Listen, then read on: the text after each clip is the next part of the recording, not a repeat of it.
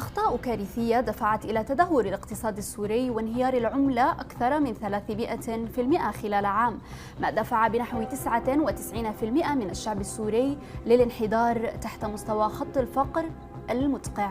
الخبير الاقتصادي السوري عمار يوسف رأى أن التجربة بالاقتصاد كان أمرا خاطئا وأدى إلى انهيار القوة الشرائية للعملة السورية نتيجة اتخاذ قرارات عشوائية وغير مدروسة بنتائجها وتداعياتها، بالإضافة إلى تداول الدولار في السوق السوداء عن طريق التهريب.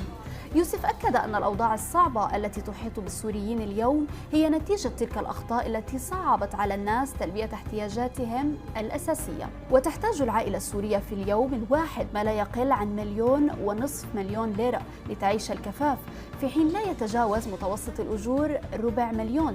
لذا فهذه العائلات تعاني من الفقر المدقع والنقص الحاد في الطعام.